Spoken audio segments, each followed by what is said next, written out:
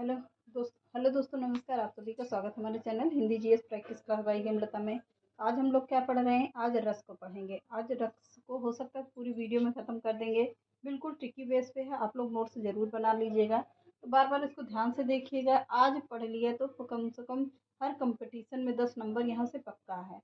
तो 10 नंबर पक्का है। एक एक चीज़ इम्पॉर्टेंट है, इसमें तो इतना ही है। उसके आगे एक एक चीज को, हर एक कॉन्सेप्ट को क्लियर करते हुए चलेंगे। तो आप लोग बिल्कुल ठीक बेस पे पढ़िएगा और वीडियो की स्किप मत करना, अच्छे से पढ़ना। हिंदी में क्या है? रस। रस किसे कहते हैं?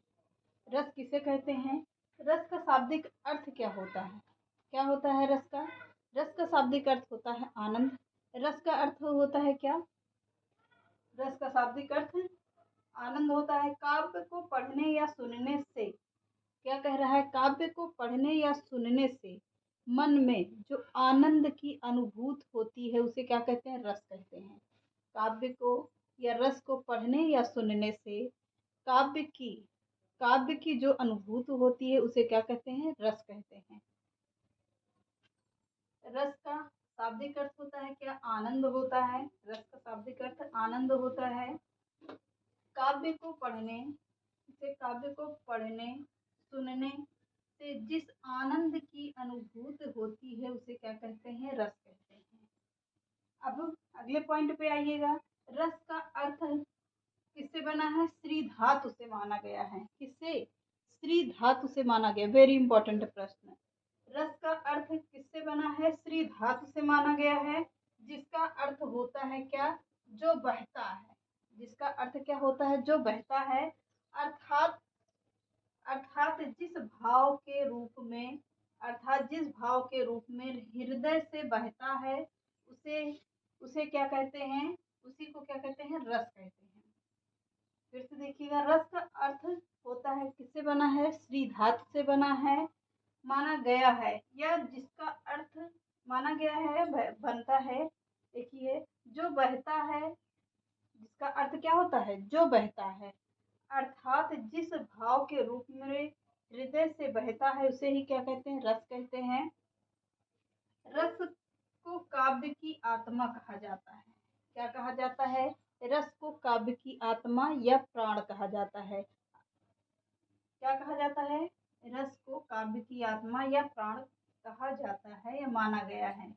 अगला पॉइंट है, रस की उत्पत्ति को सबसे पहले परिभाषित करने का श्रेय किसे जाता है? रस की सबसे पहले उत्पत्ति करने का, परिभाषित करने का श्रेय किसे जाएगा? भरत मुनि को जाता है। किसे जाता है? भरत मुनि की जाता है।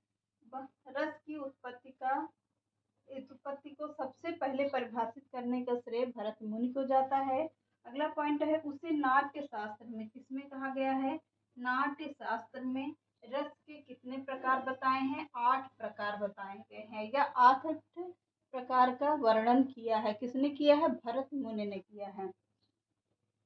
उन्होंने अपने नाट्य शास्त्र में रस के 8 प्रकार का वर्णन किया है। किसने? भरत मुनि ने। अगला पॉइंट है, रस कितने होते हैं? टोटल रसों की संख्या कितनी होती है? तो 9 होती है। टोटल कितनी होती है? 9 होती है। पर भरत मुनि के अनुसार रसों की संख्या कितनी होती है? 8 होती है। कितनी मानी गई है? भरत मुनि के अनुसार 8 मानी गई है। अब रस के प्रकार, रस के कितने प्रकार होते हैं? तो रस के 9 प्रकार होते हैं। इसको अभी मैंने बताया। अगला पॉइंट है, भरत मुनि के अनुसार रसों की संख्या कितनी होती है? 8 होती है। उन्होंने किस रस को रस नहीं माना है? तो भरत मुनि ने शांत रस को, जो 9वां रस है, उसे रस नहीं माना है। किसे? शांत रस को रस नहीं माना है। सूरदास के अनुसार, किसके अनुसार? सूरदास के अनुसार रस कितने होते हैं? 11 होते हैं। कितने होते हैं? 11 होते हैं। अब भरत मुनि के रसों की संख्या पूछता है कि रसों की संख्या कितनी होती है? तो टोटल 9 होती है। भरत मुनि के अनुसार रसों की संख्या कितनी होती है? 8 होती है। सूरदास के रसों के अनुसार रसों की संख्या कितनी होती है? तो 11 होती है। इतने तीनों पॉइंट आप लोगों को क्लियर हो गए। तो चलिए आगे देखिए। रस के अंग कितने हैं? तो रस के 4 अंग हैं। कितने? 4 अंग हैं। अस्थाई भाव, विभाव, अस्थाई भाव, विभाव, अनुभाव और संचारी भाव। क्या अस्थाई भाव, विभाव, अनुभाव और संचारी भाव। और अगला पॉइंट कहता है नौवां रस कौन सा है। नौवां रस कौन सा है, शांत है। और 10वां रस कौन से माना गया है, वात्सल्य माना गया है। 11वां रस कौन सा है, भक्ति रस है। 11वां रस कौन सा माना गया है, भक्ति रस को माना गया है। इतना क्लियर हो गया। तो 9वां रस कौन सा जोड़ा गया, शांत रस है। 10वां है वात्सल्य। 11वां है कौन सा, भक्ति रस। अब रस के कितने अंग हैं, तो रस के 4 अंग हैं, अस्थाई भाव, विभाव, अनुभाव और संचारी भाव। अब चलिए हेडिंग डालिएगा क्या, रस के। अब संचारी भाव हेडिंग डालिएगा, इसमें लिखते हैं हम लोग। आगे देखिए, आगे क्या है, संचारी भाव। संचारी भावों की संख्या कितनी है, 11 है। अभी मैंने बताया भी आपको संचारी भाव की संख्या कितनी होती है, 11 होती है। इसमें देखिएगा, इसमें देखिएगा वह भाव जो अस्थाई भाव रहे, क्या कह रहा है, वह भाव जो अस्थाई भाव रहे वह काफी समय तक बना रहे। वह भाव जो अस्थाई भाव रहे पर क्या, काफी समय तक बना रहे, उसे क्या कहते हैं, उसे संचारी भाव कहते हैं। इनकी संख्या कितनी होती है, तो इनकी संख्या 11 होती है। कौन कौन सा, एक तरफ रस लिख लीजिएगा, एक तरफ अस्थाई भाव। तो श्रृंगार रस का क्या होगा, रति होगा। श्रृंगार रस का क्या होगा, रति होगा। हास्य का क्या होगा, हास्य होता है। करुण का क्या होता है, शोक होता है। वीर रस का उत्साह होता है। अद्भुत का विस्मय या आश्चर्य होता है। भयानक का भय होगा। रौद्र का क्रोध होगा। बीभत्स का जुगुप्सा होगा। शांत का क्या होता है, ये कैसा रस है, ये 9वां रस है जिसे भरत मुनि ने रस नहीं माना है। क्या है, निर्वेद या निर्वृत्ति होगा। वात्सल्य क्या होता है, रति होता है, पर वो श्रृंगार रस में उसमें क्या आता है, प्रेम आता है। प्रेमी प्रेमिका, नायक नायिका का आता है। पर वात्सल्य से क्या होता है, माँ और बेटे का वात्सल्य रस होता है। तो रति इसका आता है। भक्ति रस क्या आएगा, अनुराग भगवत विषय। अनुराग भगवत विषय, ये कौन सा रस है, ये 11वां रस है, पर कैसा है, भक्ति रस है। तो फिर से देखिएगा, श्रृंगार का होगा रति। हास्य का होता है हास्य। करुण का शोक होता है। वीर का उत्साह होता है। अद्भुत का विस्मय होता है या आश्चर्य होता है। भयानक का भय होता है। रौद्र का क्रोध होता है। बीभत्स का जुगुप्सा होता है। शांत रस का निर्वेद या निर्वित्र होता है। वात्सल्य का रति होता है। भक्ति रस का अनुराग भगवत विषयक होता है। अब हेडिंग डाल लीजिएगा क्या, विभाव। विभाव हेडिंग डाल लीजिएगा, उसमें लिखिएगा जो व्यक्ति पदार्थ अन्य व्यक्ति हृदय, जो व्यक्ति पदार्थ अन्य व्यक्ति के हृदय के भावों को क्या करते हैं, जगाते हैं, उन्हें क्या कहते हैं, विभाव कहते हैं। विभाव, जो व्यक्ति पदार्थ अन्य व्यक्ति के हृदय को भावों को जगाते हैं, उन्हें क्या कहते हैं, विभाव कहते हैं। जैसे आलंबन विभाव, पहला पॉइंट लिखेगा आलंबन विभाव। तो आलंबन विभाव, जिसका आलंबन क्या होता है, जिसका आलंबन या सहारा लेकर अस्थाई भाव जागृत होते हैं, उन्हें क्या कहते हैं, आलंबन विभाव कहते हैं। फिर से देखिएगा, जिसका आलंबन या सहारा लेकर अस्थाई भाव क्या होते हैं, जागृत होते हैं, उन्हें क्या कहते हैं, आलंबन विभाव कहलाता है। जैसे क्या है, फिल्म की हीरोइन, जैसे क्या होती हैं, फिल्म की हीरोइन एक दूसरे का सहारा लेकर ही क्या करती हैं, आलंबन विभाव का करती हैं। तो अनुभाव हेडिंग डालिएगा। अब इसमें लिखिएगा उद्दीपन, उद्दीपन विभाव। क्या, उद्दीपन विभाव हेडिंग डालिएगा। फिर उसमें लिखिएगा जिन वस्तुओं या परिस्थितियों को देखकर, जिन वस्तुओं या परिस्थितियों को देखकर अस्थाई भाव का उद्दीप्त होने लगता है, अस्थाई भाव का उद्दीप्त होने लगता है, उद्दीपन विभाव कहते हैं। फिर से देखिएगा, उद्दीपन विभाव जिन वस्तुओं या परिस्थितियों को देखकर अस्थाई भाव का उद्दीप्त होने लगता है, उन्हें क्या कहते हैं, उद्दीपन विभाव कहते हैं। जैसे हेडिंग डालिएगा।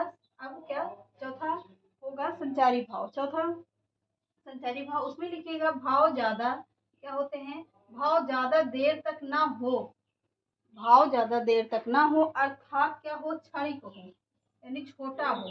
तो संचारी भाव की संख्या कितनी मानी जाती है, 33 मानी जाती है।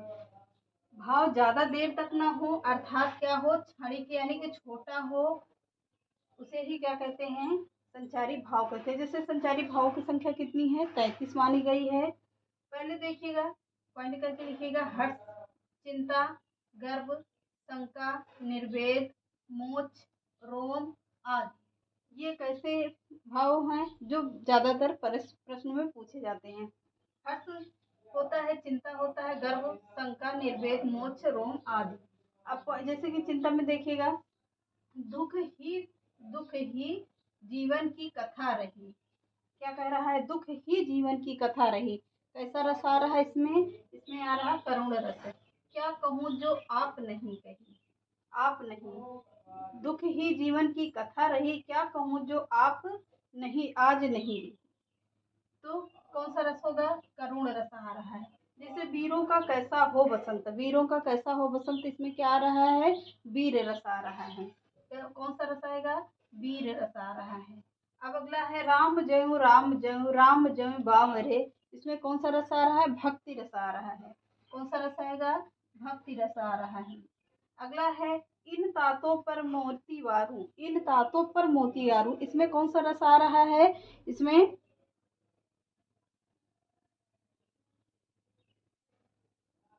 कौन सा रस आ रहा है? इन तातों पर मोती वारों में कौन सा आ रहा है? वात्सल्य रस आ रहा है। माँ बेटे का प्यार आ रहा है, वात्सल्य रस आ रहा है। अब इतना क्लियर हो गया। अब इसको आगे देखते हैं। इसके हेडिंग डाल लीजिए। क्या? श्रृंगार रस। श्रृंगार रस हेडिंग डाल लीजिएगा। आगे देखिए। अब हेडिंग डालिए क्या? भक्ति रस। हेडिंग डाल लीजिएगा भक्ति रस। अब इस भक्ति रस में क्या होगा? भक्ति रस में मैं तो गिरधर गोपाल दूसरो न कोई, मेरे तो गिरधर गोपाल दूसरो न कोई, जाके सिर मोर मुकुट है मेरा पति सोई। क्या कह रही हैं? किसकी लाइन है? मीराबाई की लाइन है। किसके बारे में कहा गया है? कृष्ण भगवान के बारे में कहा गया है। किसके बारे में? कृष्ण भगवान के बारे में कहा गया है।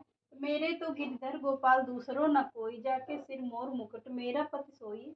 ये किसकी लाइन है? मीराबाई की लाइन है। अगला है एक जंगल है तेरी अवनों में, डॉट डॉट करके लिख लीजिएगा शॉर्ट में। आप लोग है आता इसी में से है, ऐसे ही वर्ड आते हैं। तो एक जंगल है मेरी अवनों में। अगला रस होगा क्या? वीर रस। खूब लड़ी मर्दानी वह तो क्या थी? झांसी वाली रानी थी। यमरास में भी युद्ध में प्रस्तुत सदा मानो मुझे। इसमें की अगली लाइन है, तो चलिए इसमें भी देख लीजिएगा क्या होगा? वीर रस है। अगला रस कौन सा होगा? छोटा छोटा करके सभी आप लोगों को दिखा दे रहे हैं। करुण रस।